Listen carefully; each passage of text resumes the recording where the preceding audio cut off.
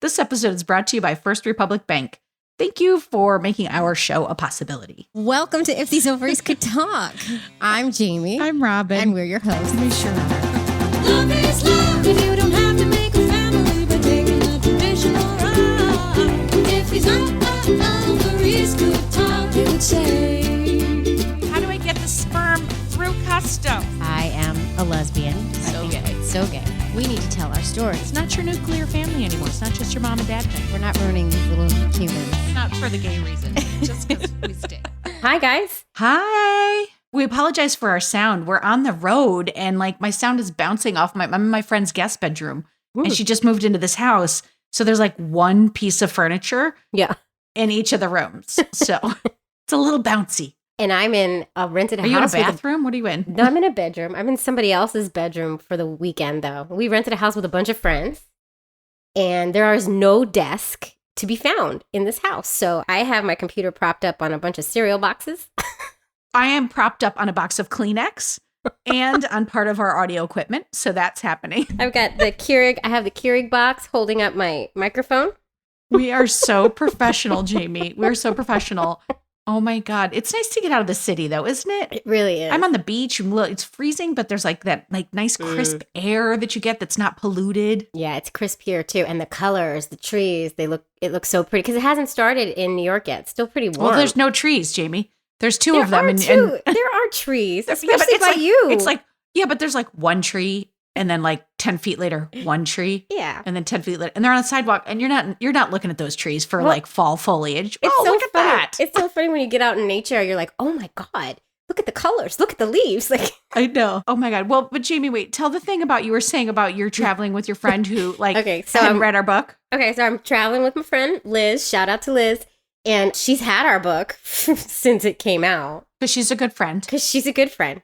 And she is even mentioned in the book, in the chapter, All Types of Families. I talk about her and her husband in the book, whom we lovingly refer to as Aunt Pat, because we like to keep the aunt theme going. Because there are one straight couple that we go rent houses with and stuff on vacations. But anyway, so she's like, yesterday she goes, I'm kind of embarrassed to say this. She goes, but I just read your book. The chapter, just not even the book, the chapter of the book that you feature Aunt Pat in. It was really touching.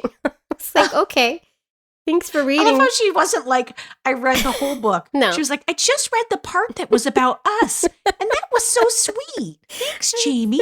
But then as she's like, it was really well written. Like, and I'm like, are you shocked? Are you shocked that it was well written? But thank you. Apparently thank you she so was. much, Liz. I mean, I'm shocked. I actually really like how that little story turned out in that chapter. You guys should go check it out. It's a cute little story. Available at all retailers. Also, the audiobook is available on Amazon and iTunes. Yeah, so go If get these that. ovaries could talk, the things we've learned about making an LGBTQ family.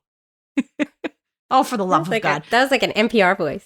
That was good. good. I know, I love that. All right, so we want to say, listen, people, if you want to help us make content for LGBTQ families, you should join our Patreon community, and you will be doing just that. Mm-hmm. So, one, you'd be doing a good thing, Jamie, right? Because A you'd very be good helping thing. us make this content, I was And just then talking two- to my friend Liz about it, how good it is. Go ahead. right? Yeah. And then two, you would be getting bonus content because Mm-hmm. at the gestational carrier level, we have various levels where you can support us. But at that level, you get video interviews that are uncut of most of our interviews, and they dropped a day early, Jamie. So You know, you can join Patreon. My friend Liz didn't know this, so I want to let you guys know. You can join Patreon and support us for as little as $2 a month. I mean, there's a lot Liz didn't know. I don't want to like put Liz on the line here, but Liz. Liz is watching my kids for me right now, so there's that. Oh, we love Liz. We love Liz. love Liz so much. If you want to join our Patreon community, you're going to go to patreon.com/ovariestalk. Yeah, do that. All right, let's talk who we're bringing in. Ooh. Remember we used to say, bring them in. Remember those days? And we were like, Jamie, no one thinks we're bringing them in right now. No. Nobody thinks that. No, but it was Rosie fun. and Lou. Rosie and Lou. The search for Superman, which is the loving term that we have used to describe the donor search. The donor search can get real hairy for a lot of us.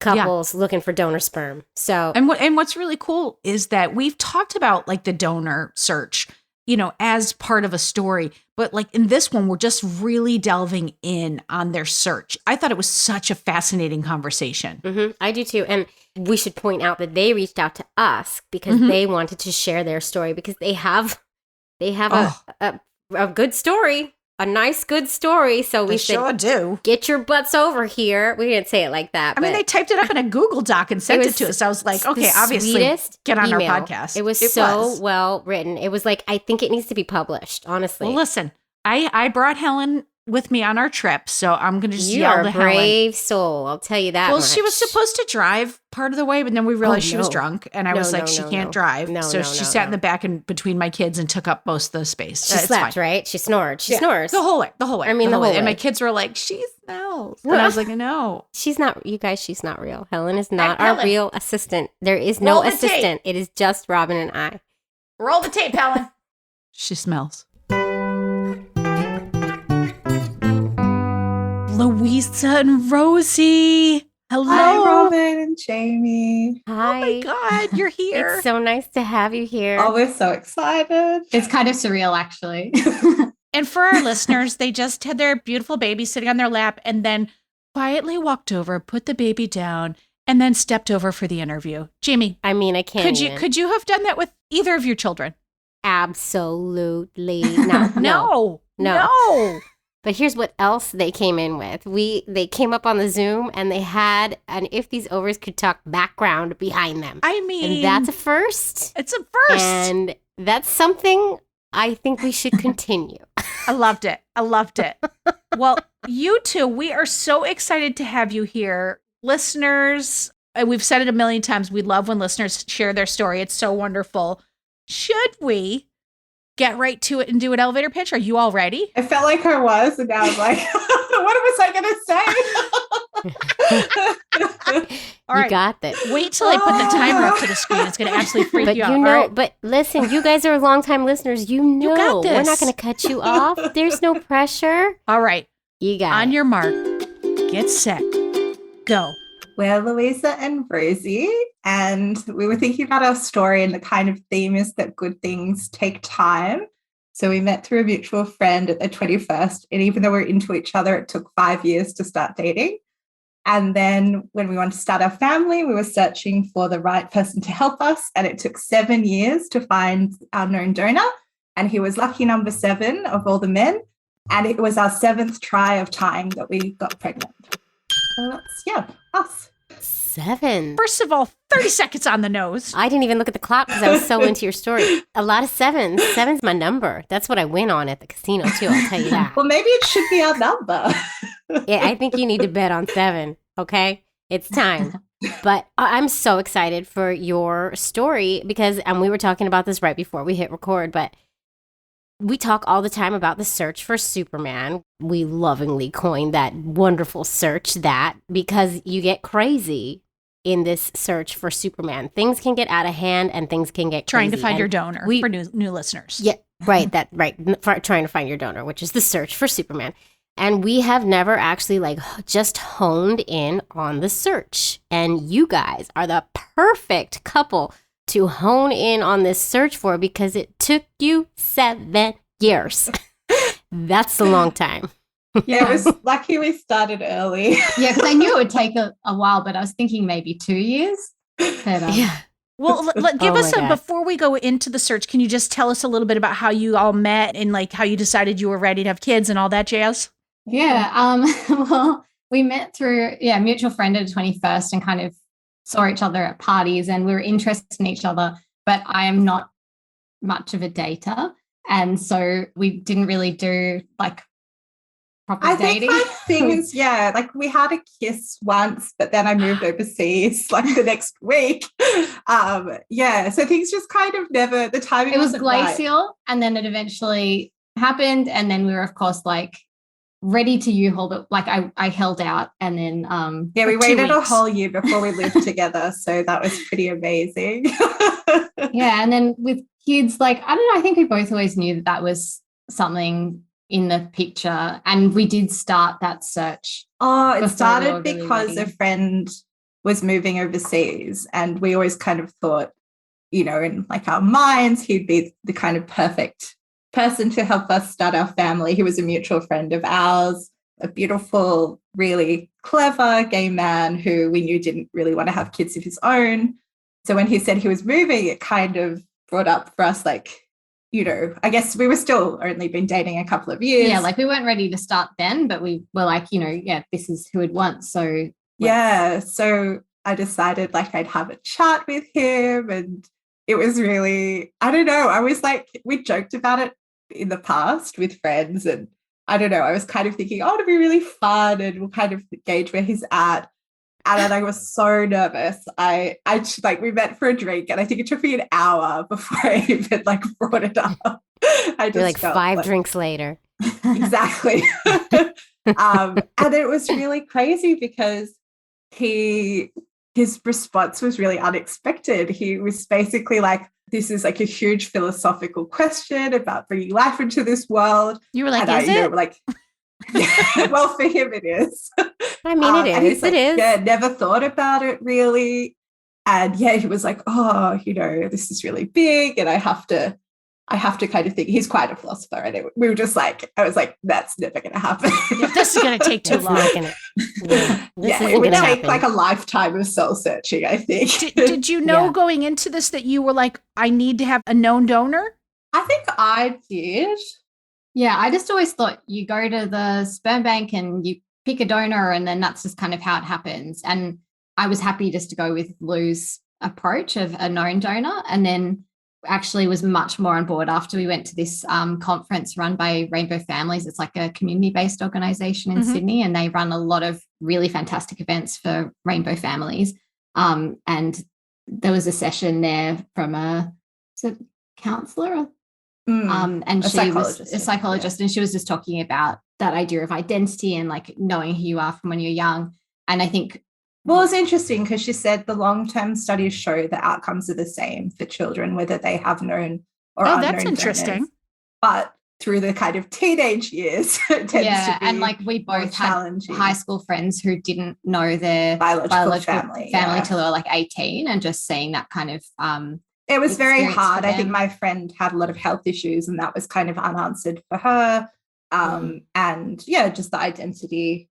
yeah. So we felt like, okay, if we Hard. have a known donor, it's going to be harder for us as parents, but for him at potentially. least the kind of the questions he might have in those years will be answered throughout. So anyway, after I kind of reflected on that, I was like 100% on board known donor. Let's do Yeah, and this. my So- cousin had adopted children as well, and that in Australia all adoptions are open adoptions now, and Oh. kind of talking with her around, you know, that process for their family. And I think it's been a really, you know, it's challenging but a really positive thing for the kids as well. So I think that was our motivation. And I'm just like, the more love the better, you know. Yeah, But then when totally you the start more love. really thinking about it, you're like, well, it adds complexity, it adds risk. It's, you know, like I think that's really interesting because either way you go about this, known donor or unknown donor, you're taking a gamble. You're taking Exactly. a risk. I mean, our families take a risk when we embark on this process. And that just speaks to the strength of us and what we go through and how we come up with these decisions to go the route we did. We have reasons for every single decision we made.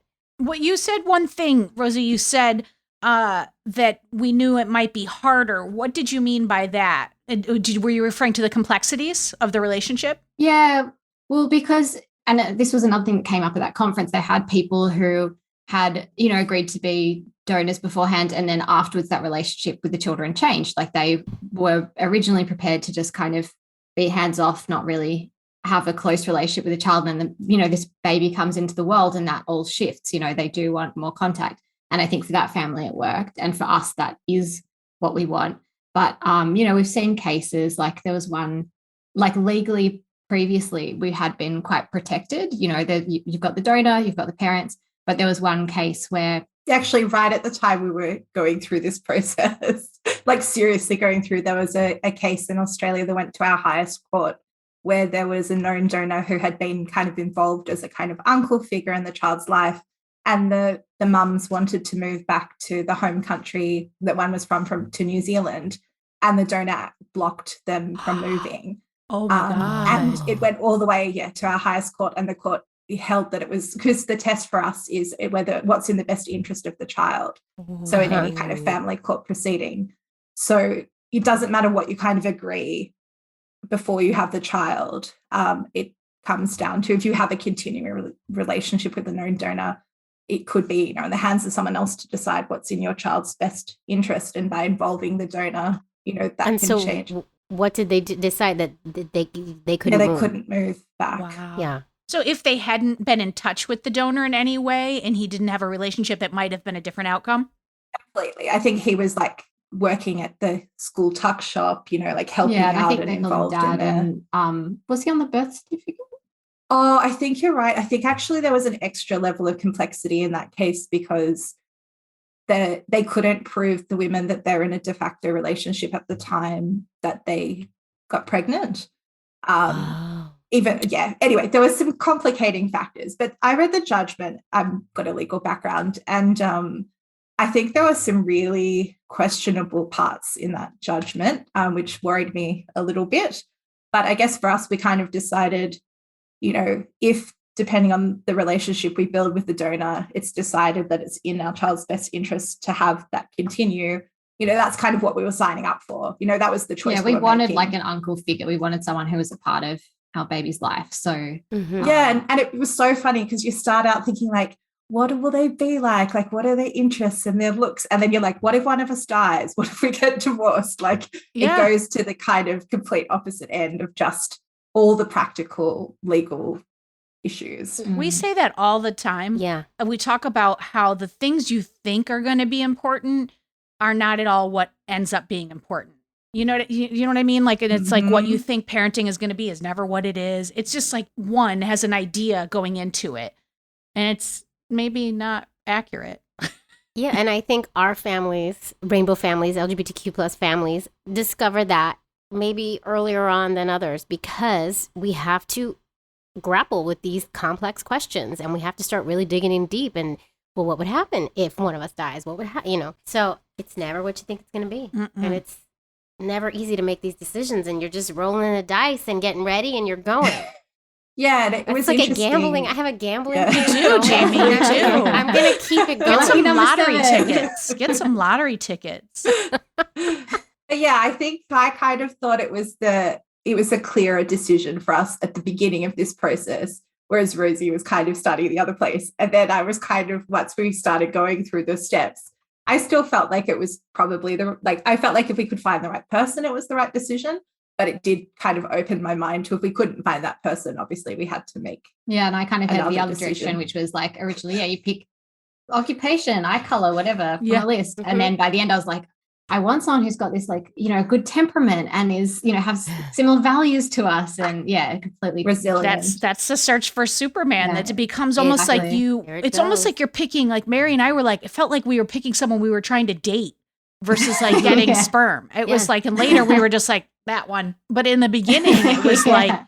like, I don't know, he sounds weird. And that, it's just I know. like, you could turn into a crazy person. You do. And I never got over it. Like, if I had to pick another donor, it would have been a whole nother. You say that, but that's crazy. because you had one donor and you were able to like keep that donor. We weren't. We had But we had I three. moved heaven and earth to keep that donor. I went to Colombia. I moved heaven and earth.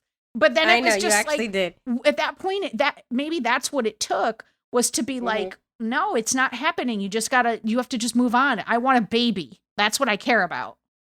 Oh, but then I guess we had that experience and then that kind of kickstarted for me this like obsession with working out how we were going to do this. And I guess at the time there weren't a lot of resources around making rainbow families.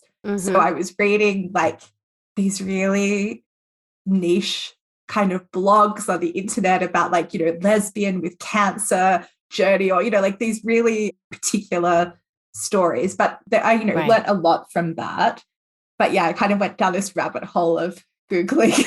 It was good because most of it I could just leave to her and then she emerged with your podcast. I was And then gonna that's say, then when you I found joined us. in. You found us. Yeah, years later after all my terrible reading. Because you have to like scour the internet. You have to like you said, Lucy, you have to go down all these random rabbit holes to like maybe, oh, To here's like a something in little this. Oh, there's a tidbit. paragraph. There's a paragraph here that has to do with what I'm going through. Oh, and then, oh, this one has, and then, oh, they referred to this. Let me go check this one. You go down this crazy rabbit hole and you only get snippets of information that you have to piece together. Yeah, and I think I had a friend of a friend who used a sperm donor. They had kids, but we didn't, I guess because we were only in our mid-20s, we kind of didn't have friends who were having kids at that time. Which makes But it even we did harder. have one of Rosie's best friends and her sister, they have two mums. So we actually had the kind of experience of talking to a child. Well, both of them have known donors. So that was one of our other main starting points, was kind of learning from their lived experience. Mm-hmm. Awesome.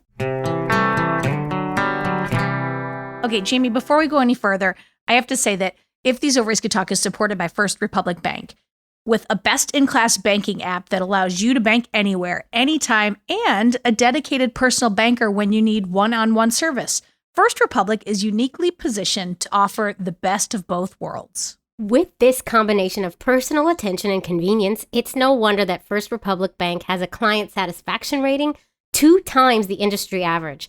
So whether you're opening a personal line of credit or planning for your retirement, you can count on First Republic to be there for you every step of the way. Visit firstrepublic.com today to learn more. That's firstrepublic.com, member FDIC, equal housing lender. I've always wanted to say that. You got to say it. That's awesome.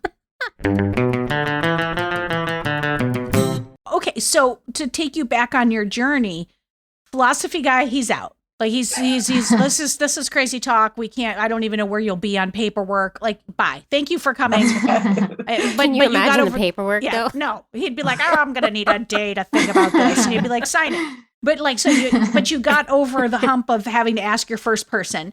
What took you to your next donor possibility? Yeah, where do you go? It was probably a couple of years, I'd say. And it was interesting because they actually offered to us to be the donor. And so neither of us have brothers, but we both have sisters. And one of our sisters' husbands or partner, they kind of were really excited. I guess we've been talking to them about, we're getting more serious about this. And they I have a question for you. Forward. Yes. Yes. We don't know this yet. Have you decided who's going to be carrying, or you wanted to get the donor first? I think we had a vague idea of, like, because I'm older, so I think we had a sense that I'd carry. And because we both have one other sibling, we thought maybe, having 2 kids, I carry the first, Lou carries the second. But that's, I guess, the other thing that happens in our journey is that that was our starting point, that we felt like we had this choice and, we'd take turns, blah, blah, blah. And then, of course, things never quite work out the way you think. They sure don't. So then, at the same time that we had that journey, I then started having my own gynecological journey, which kind of happened in parallel to this. But anyway, that wasn't so bad at this point. I think my stuff was okay. Yeah, that was when it was just the beginning. Yeah, so I think they knew how much we wanted to start a family, and they wanted to help make that happen, but they hadn't started their own family yet at that point. So so it was kind of like we had this absolute elation because we're like, he'll be the child's uncle regardless, and we love him. He's already kind of part of our family. We know his family, all the stuff of the unknowns. We're like, oh, tick, tick, tick, tick, tick. But then, there were 2 issues. One, of course, the main issue being that they hadn't had their own family. And we were like, have you really thought this through? Because what if we have his biological child and you have, a struggle having, And they were like, oh, no, we haven't thought about their heart was in it, but they hadn't done the thinking. So anyway, that's kind of sweet though, right? It's kind of sweet that they just jumped in without even thinking about the ramifications or what it might mean to them. Like, that's kind of sweet. Mm-hmm. Yeah. And I think luckily, because we knew how hard the journey can be for people, we were like, hold your horses, have a think about it. And then, of course, they did have a think and were like, we'll start our family. But I think that it kind of planted the seed that in my mind, all the kind of challenges of having someone that we knew, but, weren't as close, and there were all these unknowns. In one sense, this kind of took away a lot of fears because my sister ended up marrying him and they had a child. And so then it kind of came up again. Well, in a way, because we, after that, had kind of gone, okay, well, that's kind of out. So, Well, I think I held on. yeah, like let's think about who would want to ask. Because it was left at just let's have a think. So there was no definitive answer. Yeah. Yeah, I mean, at the time it was kind of a no. I and- think we were in limbo for years. yeah, we're a bit in limbo. So anyway, in the meantime, we'd like gotten more into, okay, we do want to start a family, because until this point, it hadn't been really like, let's action it, you know. But then we got married and we got married. And Rosie's like, my biological clock is ticking. Well, I just knew it could take a while. So like my mum had said, you know, her friends who had a baby, I don't know, I guess it was the 80s. They asked, lesbian couple, they'd asked their donor, and it took him a year and then his partner a year to kind of answer. So I was like, you know, we're looking at a long time just to get that first kind of answer. So I wasn't quite ready to start then, but I was ready to start asking people, getting an answer, so then we could start the actual fertility journey, which also, you know, we know can take a long time. So Yeah. yeah. I just want to know, where is this magical place that you grew up, Rosie, where you know like all the gays in the world? Like, I'm so know. jealous of your upbringing. Oh, you know, we're in Sydney, so it's not too hard to find. No, but I think you did have quite a unique Yeah. experience. Yeah. I mean, what was so funny with my friends who had the two mums is they were the most, like, my family is a single mum family, and, you know, my other friends, but you'd go to their place and theirs was the most like, okay, Rosie, you've got to go. My daughter's got to do her homework, blah, blah. Like, they were the most kind of like nuclear in that sense, or traditional. Right, like right. really, they had their shit together. Yeah, and I kind of had, I think, the opposite experience. I didn't know anyone who had like gay two mums or anything like that. And oh my gosh, it makes me cringe even thinking about it. But I remember once having a conversation with our friend who has two mums. I didn't know at the time she had two mums. And she was asking like, oh, in the future, you know, would you want to have kids? And I was like, oh, you know, I do. But it's, even though I'm gay, it seems like, I don't know, it was like a weird thing for me to kind of, like, I knew obviously I was going to have a child with my female partner, but it was such a heteronormative headspace that I was like, oh, I still find it kind of like a bit unusual that I have to kind of do it in this other way. And she was like, yes, yes. And then I found out she had two mums, and I was like, oh my God. I'm sure you weren't the tell first you a thing person. or two. Yeah, I'm sure you weren't the first person to go through that with her. Yeah. So yeah, it was funny. interesting that, yeah, you had that like super queer experience. In a Yeah, way. I guess it did form in my head, that kind of picture of Will you say what having you a said family in the about? future. Well, because at the time I thought I was bisexual, of course. Didn't we all? We all went through that.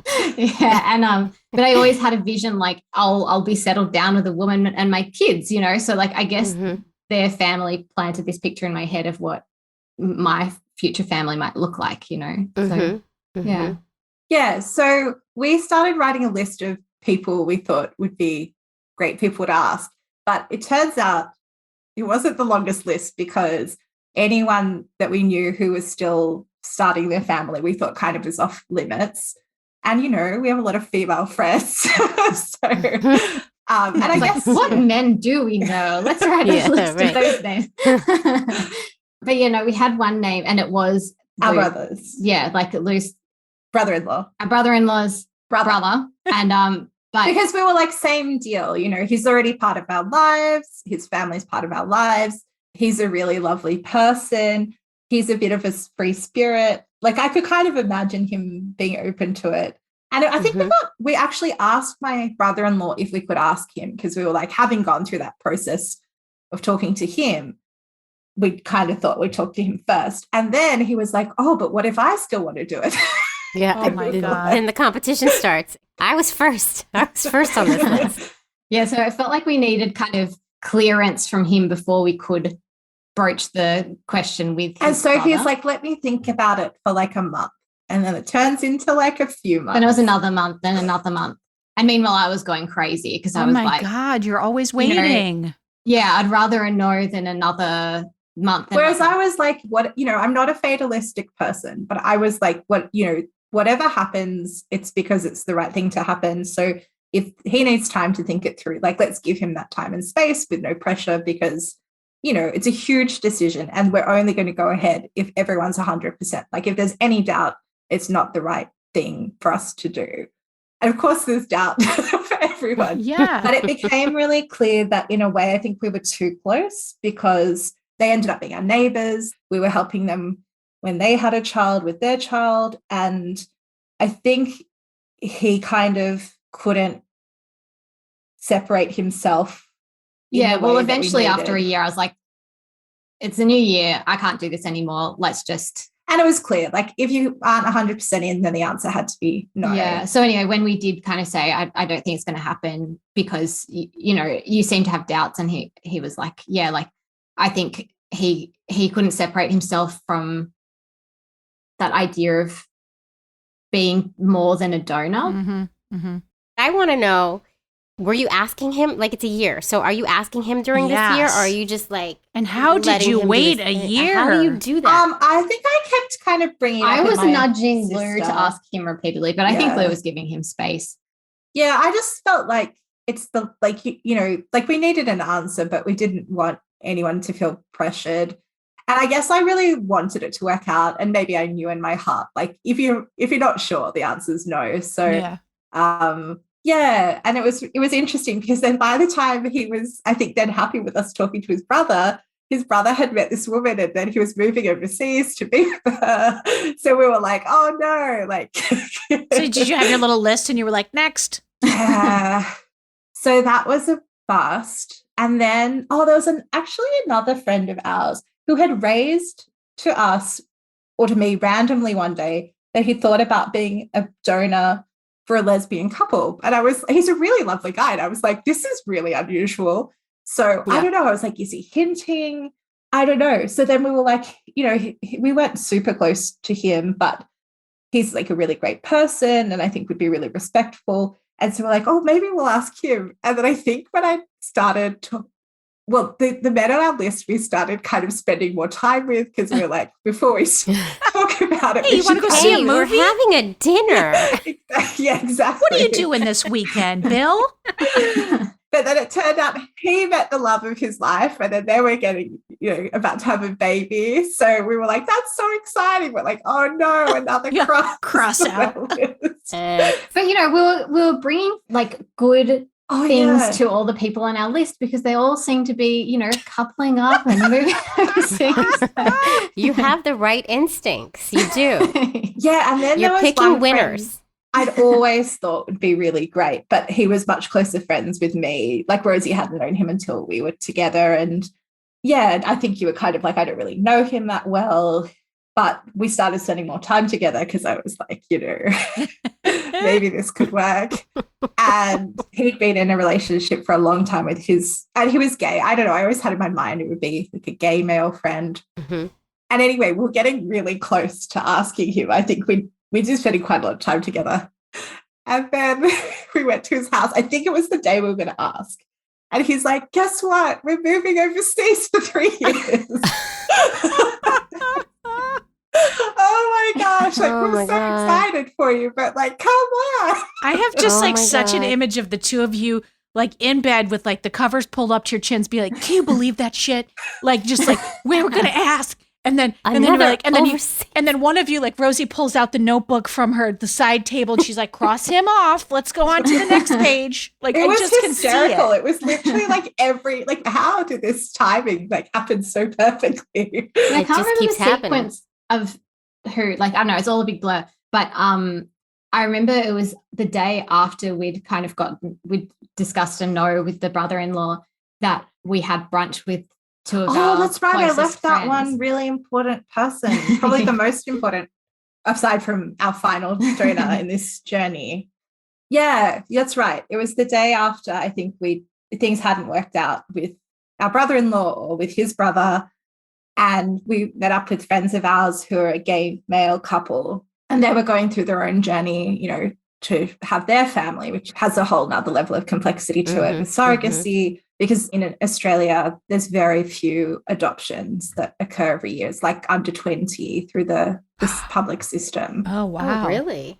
Yeah. So then surrogacy as well is like, it's why is that? Altruistic surrogacy. So I think it's probably the history of adoption in this country that there was kind of a lot of like major interference by the state in maybe forced sterilizations or And there's the you know, stolen generation as removing well, so- children from their families, particularly with our First Nations people, and a terrible kind of history of forced removal of children. And so our government kind of looked at what had happened and took a complete turnaround, and then went to a system where there's a lot of permanent care placements in foster system rather than adoption. But now we've seen the last kind of 10 years a bit of a swing back the other way, because actually what's happening in reality is that more children are being removed from their families, particularly in our First Nations communities, but they're not put in permanent situations. So in many ways, it's actually as traumatic for the children as you're still They're, being like, removed from your bounced family. from You're just not home to home. But you were going to say something about surrogacy. Yeah. So surrogacy in Australia isn't very straightforward either, in the sense that you can't just, go to a, what do you call it? Not a clinic, an agency, and then get linked to a surrogate and you just kind of proceed on that journey. It's actually, you need like an altruistic surrogacy. So it's unpaid. Like you cover the cost, like the medical costs, but it means that there's very few. Yeah, I mean, who wants to go surrogates. through pregnancy and not be Oh my gosh. financially compensated for the damage it does to Yeah. your, I mean, Exactly. Yeah. your lady parts. And it's very complex as well, particularly for gay men, because overseas surrogacy is illegal here. So if you do an overseas surrogacy and you bring a child home, then you can't actually get a court order to be parents of the child. So you can, in practice, parent your child, and you can get a state medical card to access services, but you're not going to be the child's parents on the birth certificate. And that, opens you up to a whole range of potential issues. That's crazy. Yeah. So it's a tough road for men. Yeah, I think it's the basis is to protect everyone involved. And that's the idea of taking money out the equation. But having seen a friend go through an altruistic surrogacy, I think we'd say that one that's really ethically done and well supported is probably going to be less pressure on everyone involved than this system. But yeah. But anyway, that was the friends that we were having brunch with. Okay, They were yes, back to the brunch. So that had a woman who, I don't know at that stage if they had a surrogate, but anyway. Yeah, I think they did have a surrogate, but they were still going through, the process of having to do The IVF and the all that. screening, and Yeah. it takes, a really long time. Mhm. But anyway, out the blue, our friends offered to be the donor for our child. These friends that were going through surrogacy process. Yeah, and of course, we thought they're going through this huge journey, that's really hard. So we'd never But Lou and one of them have been best friends since they were quite young. So he offered and you were like, "Oh, we probably shouldn't." You just like your gut instinct. No, I was like, I cried. We all cried. It was so beautiful. Aww. We were like, this is it. It was so exciting. I just couldn't believe it. And then it was like, oh, probably there's a reason that it was a bit too good to be true. And it was just the timing. It all comes down to timing, because your dad had been quite unwell. He'd been in the hospital. He'd had a significant health issue, and it turns out that he had a condition that could be genetic. So you've been seeing a specialist to find out if you had the same condition. And although you couldn't see that you had it, it can emerge at any time. And it turns out our friend who offered has another genetic condition that affects the same organ. And so when we were talking to the specialist, she was like, why? Of all the donors in all the world, why would you choose one with Why would you of all They the were like, you don't donors. understand. We've been through all the donors in all the world. OMG. I mean, at this point, are you looking up to the sky like, what do you want from me? Well, I wasn't really willing to let it go, because I kind of really felt like this was the right thing for us. Like I was. Yeah, so Lou was still My heart was set on very, very attached to this idea. I was kind of like, why would we go because we were going to do the whole not turkey-based, but we're going to do the at-home route, not have it too medicalized. And this was going to shift it completely to IVF, genetic screening, cutting down the total number of embryos, like all of this. Let me ask a question. Why didn't you consider switching to Lou?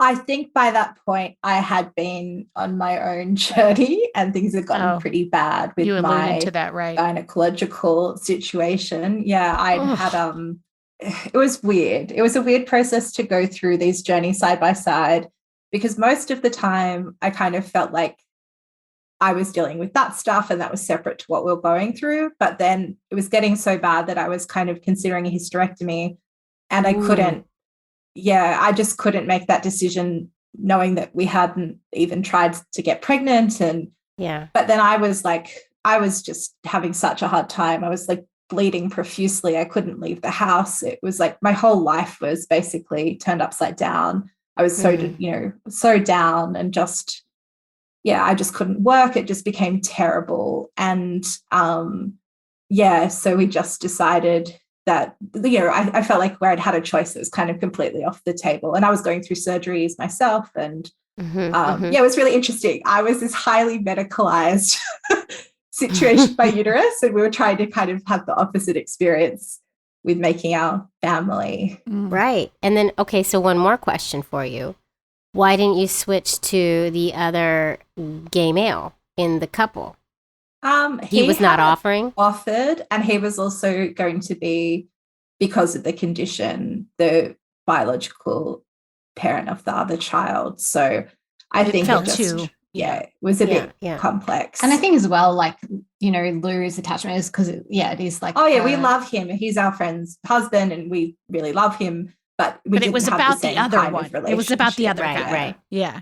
Right. And so we talked to like a genetic counselor. We talked to, family who were in medicine, who knew people in genetics in the hospital. So we had all these different perspectives, because we were like, maybe we could try, like, could we try and absorb the risk? But we were like, or whatever. No, but I didn't really want to like knowingly go into this situation only to term, it just. It's one thing to not know and to be like, oh, this is my husband or whatever, and we made a baby and this happened. It's another to like willingly start off there. Exactly. And I just knew for me, I just couldn't do that. Oh, no. And then it became, going down this road of, as you said, Rosie, like doing IVF, having to do the genetic screening, not knowing if we'd have success at all, if we'd even end up with an embryo.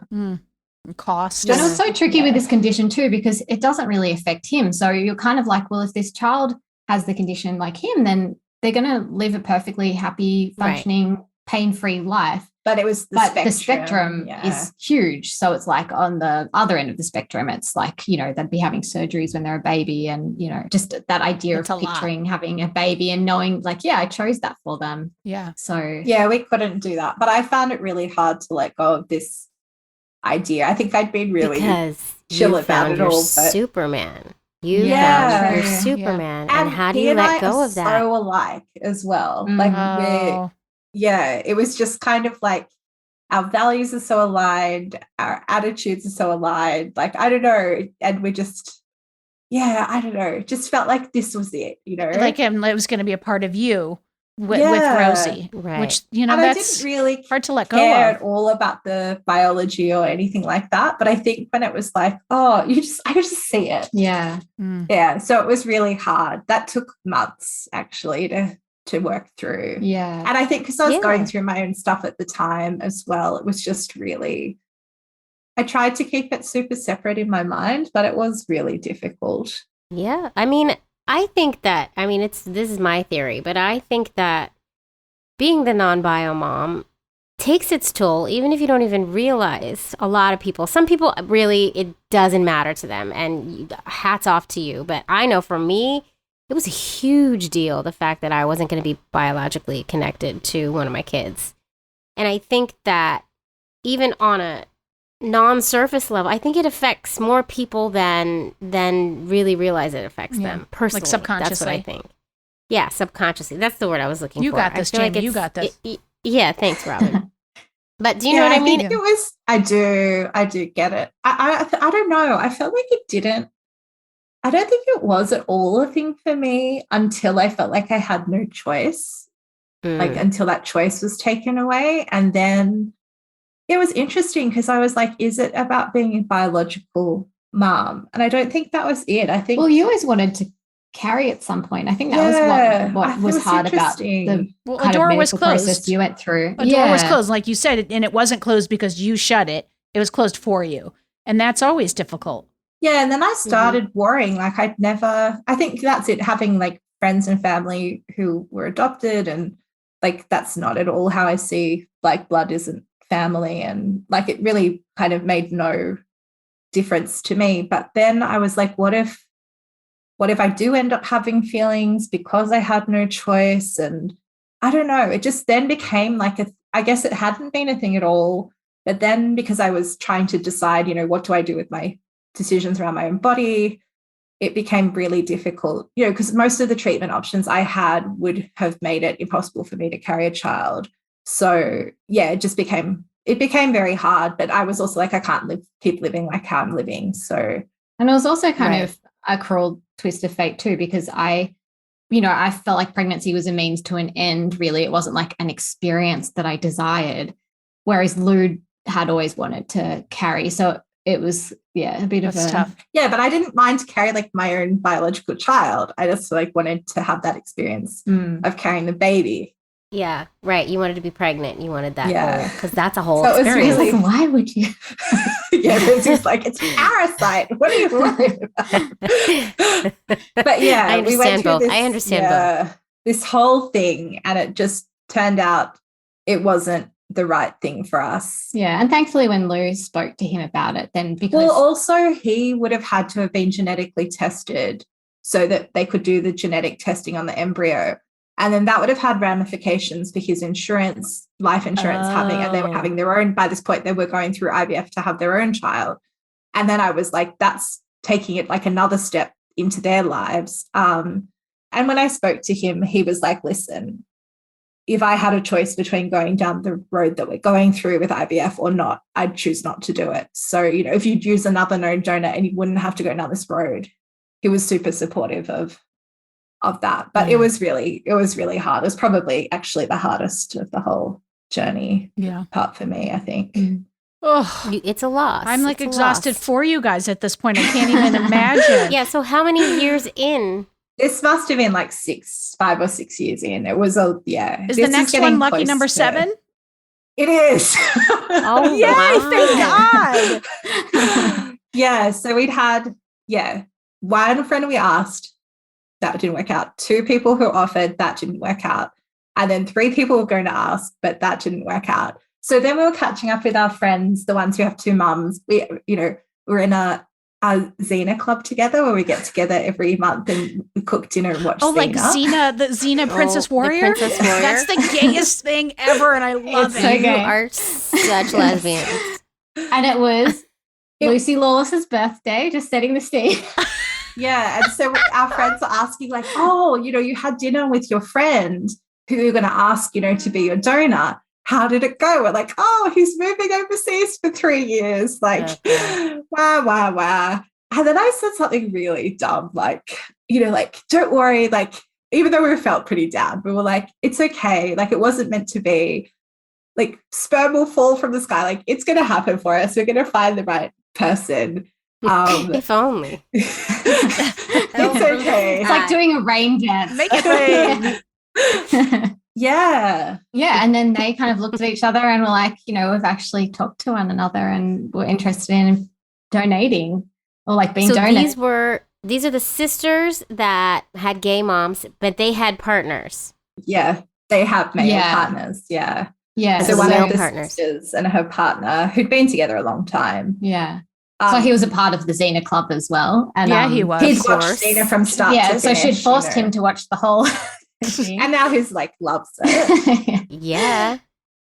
And we were floored. Like, because we had said to them, like, they were the people at the very beginning, being, her and her sister, the children of a lesbian couple with known donors, that we had kind of gone to for advice, and we'd shared like warts and all, like all of it, we wouldn't have said all this stuff. Yeah, we would have filtered a little bit. If we knew that they had like any inkling of being part of this, because like it was only kind of to pick their brains and to try to think from our child's experience what how things would be. And they were pregnant at the time as well. So we were just like, what? It was, They were like, are you sure? Like, you're going through this? yeah, we were so shocked. We're going to give you a year to think about this. Yeah, We're no, gonna just not at this point. They are not, Jamie. No, they are not. We were like, oh no. Well, yeah, like, well, they still had to have their baby. We were going to go overseas. So, like, how about you have we your wait baby, till you we'll go have your overseas. baby and we wait a few months. We'll come back then and we'll talk. But actually, I think before that, we met up maybe a few weeks But we later. were squealing, like we Oh. left, we played a call, we got in the car and we're like, oh my God, it's going to happen. How were you Yeah. guys so patient with all this waiting? Like, I don't understand how you could be so patient. Well, it's I so think 'cause wonderful. we kind of knew this was the one. Like, I think we both immediately, like, we didn't have to even say anything to each other. We were like, this is it. So we were like, oh my God, this is it. So we really want this to And it was good too, because happen. we'd spoken to her sister and we were like, we just want to give them time, like just in case they change their mind. She's like, she never changes her mind. So that was some good reassurance. And it was true. We got back and we met up and they hadn't had any second thoughts about it. And because they'd heard like our entire story and like all of our fears and stresses and everything, when we sat down, because I'd like gone through all these like therapy things and like all the questions you'd ask and blah, blah, because I was like, we'll go to therapy and this and that. And we were like, oh, well, we already, like, they know everything from our perspective. So we just had like a few questions, well, a few, I probably had like 20 questions, 30 questions for them. But when we asked them, it was like, they said they'd thought about donating for another couple, lesbian couple in the past. So it's something they'd thought about for a long time. And they were then living now with her mum, one of her mums. So they were living in this house. And so he kind of had this lived experience of living in, with like a lesbian household. And her donor's involved and they have like, I think a great relationship, but they all have their challenges. Well, it's good because they know the difference between being a donor and being a parent, Yeah. essentially. Mhm. And so when we were Mhm. asking these questions, the answer was pretty much either letting the child kind of lead how those things go, like, what they call the donor or what have you. And then the other questions were pretty much like, oh, well, you're the parents, that's your decision. So things about moving overseas, baptism, all that stuff. It's like, oh, no, that's your decision. You're the parents. So Oh, amazing. That's what you want to hear. Yeah.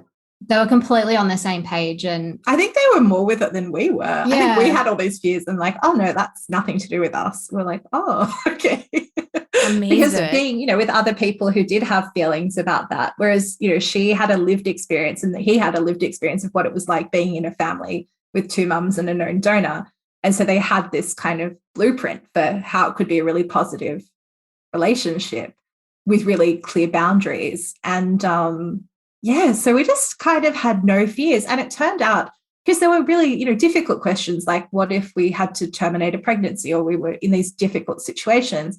And that was stuff I thought like we'd never speak to the donor about, but we could have really open conversations with them around that. And it just felt like nothing was kind of off limits and it was really comfortable. Well, so there's no spoiler here because we saw the baby, but like, so it happened fairly Yeah. easily for you?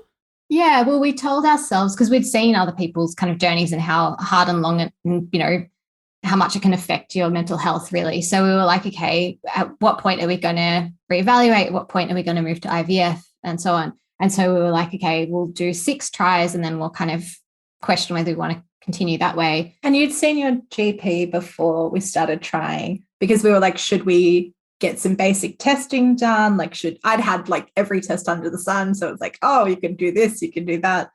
But your doctor kind of had a Yeah, I different was like, yeah, should perspective. we start by just checking things out? And she was like, oh no, like just it doesn't necessarily indicate whether you can or can't get pregnant, even if it's a high or low follicle count. So she said just try first. And I guess maybe she must have put that 6 months into my head and then kind of look into things. So by the time we got to this we'd passed that 6th try, then Lou had done more research, of course, and come across this idea of a lipoidal flush, which they don't necessarily, I don't know why it works, but it seems to have a really like positive effect.